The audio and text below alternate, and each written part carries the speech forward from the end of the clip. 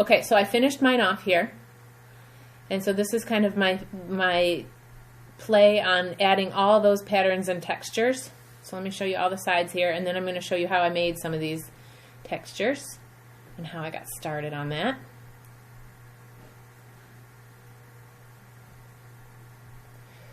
So I did 3 different techniques when I did this.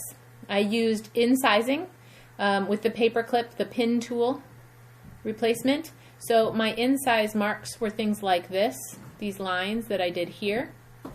These were all incising. This part of the leg was also incising. I used carving with the loop end of the paper clip, so that was like my loop tool. And I did it on the neck here. This was the carved mark that I got. And then everything, well, I mean, there's more incising in other places, but a lot of this ended up being stamping, and I felt like stamping left the cleanest marks out of all of them, okay?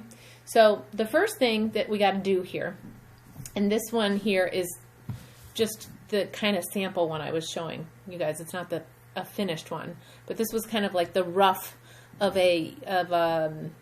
you know, like a sitting down animal.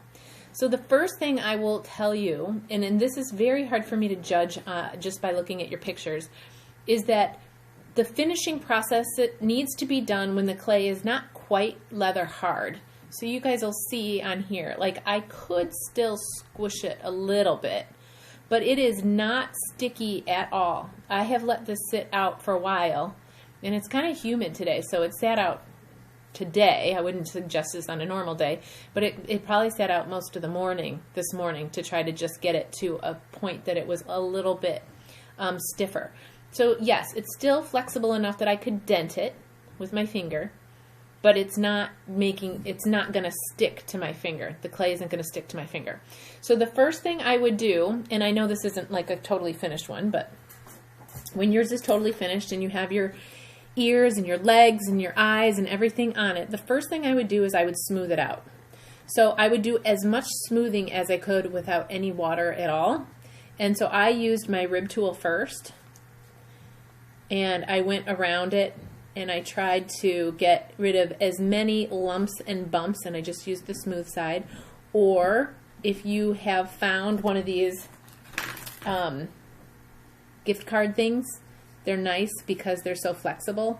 So if I hold this plastic in my hand like this and I press with my thumb, I can get this to curve really nicely, which allows me to kind of go over the shape of the animal a little bit better. So that is also a nice tool. This one is slightly flexible, but it's not going to curve quite as easily as a gift card does, but it will work. So that's what I did first, and I already kind of went through this because it was a lumpy, bumpy mess yesterday, and I kind of did a once-over already to make it kind of smooth. And then the last thing I would do is I would take a little bit of water. I'm not going to douse this because I need it to stay kind of dry, but I would take a little bit of water on my finger and kind of burnish it. So just kind of dip, get most of the water off, and then you can kind of smooth out any of those final bumps and make it pretty smooth. But I will have to kind of just dip into the water occasionally and get a little bit of moisture. Okay? So that would be the last stage of smoothing. So first, let it dry up, not completely. Monitor it, leave it outside for 20 minutes, set a timer. Today feels pretty humid outside, so it took a little bit longer. But that could change if you do this tomorrow or another day. It would be maybe a different story, so you got to watch it.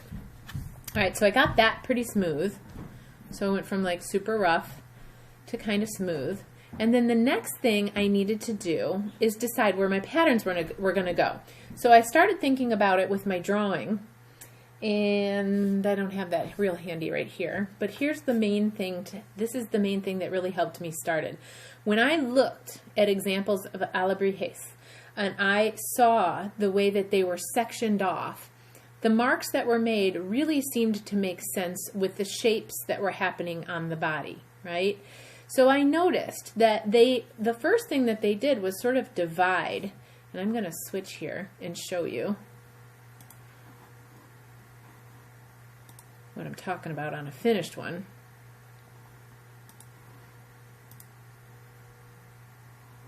So when I looked at I kind of was like, how am I going to do this? So I looked at, you know, pictures, and you guys have a plan, so you can go back and look at your plan. And I noticed that, like, they really thought about where they were going to make these divisions in space and how they made sense with the body. So, like, the rabbit ears had these, like, ovals inside of them. The hips had circles on them. There was something that sort of repeated down the back, almost like a spine. So I first started just kind of looking at how they were choosing to divide the space, right? So let me flip back here. Make this big again. So that's what I did with this, is I thought about those incise marks that I wanted to start to divide with. So I used my paper clip / pin tool. And I started playing with, and the great thing is if you don't like what you do, you can just erase it. So I started thinking, like, okay, well, this seems like a logical place to make a division. Maybe I could do something like that. And you'll see the incise marks. Oh, and I don't know why I'm using my pen. I actually found that my pencil worked better than my pin tool. So I don't know why I started using my pin tool. Forgot my own tips there. I actually found a wooden pencil like this worked better, because even though I let it set up a little bit, I was getting these edges on my incise marks, and that still happened. And the best thing to do for those edges is to wait until they're really, really dry, and then you can kind of brush them off and smooth them out. But if I start trying to mess with those marks right now, they're still, even though it's, you know, it's like a little wet, they're going to be sticky. So I'm going to just let it go. Now, if you're one of those people that bothers you, you got to just let it go, right? So I started doing things like this. And then I was like, oh, you know what? This maybe lends itself to a circle shape. So maybe I can do something in here. And I played just with dividing the space. And then I could, like, put a different pattern or texture into each one of these spaces. So then maybe I could do, like, and if you're like, you know what, I don't like that mark, I don't think that looks good, it's still soft enough at this point, you just get rid of it. It's gone, right? So that's how I started thinking about this. First thing is go around, use a pencil, divide your spaces, decide where these patterns are going to go. And this sort of lends itself to having something going down the backbone there. Sounds kind of morbid, but I almost thought of it like if you've ever seen like how a butcher, like when they look at slicing up the meat in the different sections, it almost kind of felt like that, the way I was kind of dividing these spaces. But instead of butchering my animal, because I love my alebrijes, I'm going to put textures in each one. Okay, so you can see this on my deer, those choices that I made and how I chose to divide those spaces. Hold it a little closer so you guys can see it. Right? Then it's just fun filling in the spaces with different patterns and textures. So the next thing I did, and I started talking to you guys about this a little bit, was I went on a treasure hunt. And so let me show you this too. So you see these lines here, how they're a little crummy? Well, this is now greenware, so maybe it's too dry to do this, but I can just kind of take my fingernail and go over it. And it's going to be easier to remove those kind of, I call them nards, they're little undesirable crumbs of clay. I can remove them easier when it's a little bit harder. Okay, so leave them when they're wet. They're just too sticky to mess with.